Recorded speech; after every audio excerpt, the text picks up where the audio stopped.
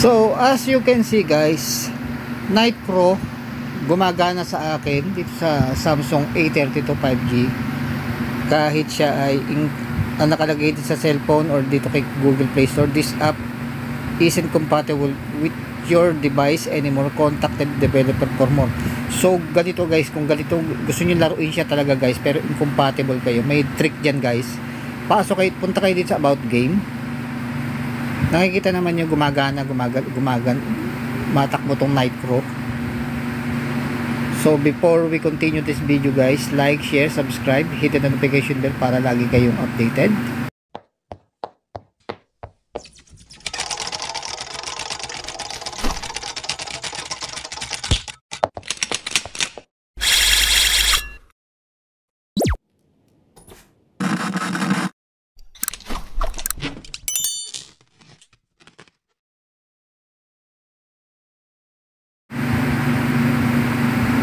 So ito na nga guys, nakikita nga ninyo gumagana siya. So baba kayo dito, nakikita naman ninyo Google Play Store about this game.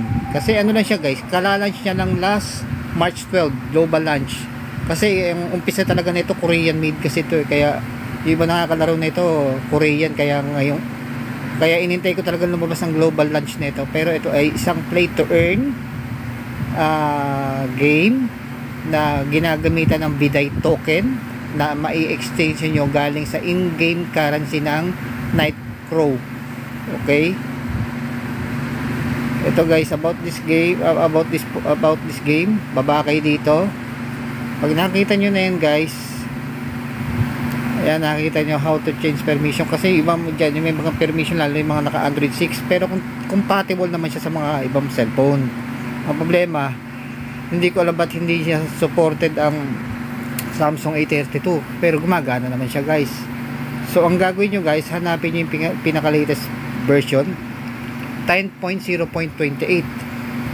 Okay, hanapin nyo yung version na yan sa Chrome. So pupunta tayo kay Google Chrome, tatype nyo lang,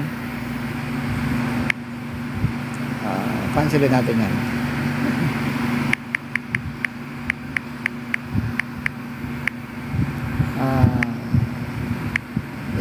Yan, katulad yan. Tinype ko na kasi dati 10.28 1.0.28 APK download.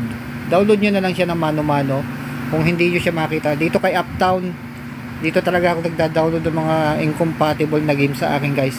Hanapin nyo yung pinaka-latest version, download nyo. Ang pinaka-latest version nya is 219.95. So after nyo ma-install, siguro aabot ng mga 300, 400 to pagka-install. Plus meron kayong 7GB na kailangan i-install para sa kanya ulit. So medyo matakaw talaga sa memory, matakaw din sa storage. So nakikita naman ninyo guys, yung storage ko guys, pakita ko sa inyo, naghihingalo. Gusto ko lang talaga laruin siya pero naghihingalo na guys. So 50 plus na siya 14GB na lang, ano na to, full storage na. Yan guys. Tapos pag-install nyo, I've seen too many nomads get harassed just because of the way they live. So actually guys, ang in-game token dito, napakaraming in-game token, pero pwede nyo siyang ipalit sa Biday token or exchange or crap. Really don't know kung paano yun kasi wala pa yung merchant dito. We haven't been able to gather wood for a long time play to earn dito, because pero of the alam ko monsters. Biday token to sa Please Wimix defeat ang them gagamitin and bring dito. us some wood. So kailangan nyo talaga meron kayong wallet para dito guys. Finding the right sort of wood won't be easy. Pero as you can see guys, playable siya kahit incompatible The siya. branches are too thin. They won't be good for Ang cellphone ko anything. guys, Samsung A32 5G. So punta kayo sa settings ninyo, yung tatlong ito guys, yung tatlong dot sa tatlong linya sa right, upper right, pindutin nyo yan, tapos makita nyo settings, tapos pasok kayo environment guys. Ayan ang settings ko, gumagana lahat, nakalo lahat, napakaganda pa rin ng graphics, pati yung FPS nya ginawang low Kasi pag naka medium talagang kakainin nito lahat ng memory ng cellphone ko. Cellphone ko kasi is just 4GB RAM. So pero kahit pa paano, ang ganda pa rin kahit incompatible to kay Samsung A32 5G. So I hope malaro ito ng mga non-compatible phones sa kanilang malaro nila tong Nitro. So if you like this video guys, like, share, subscribe, and hit the notification bell para lagi kayong updated. Muli, this is Kapitan Minero saying paalam and happy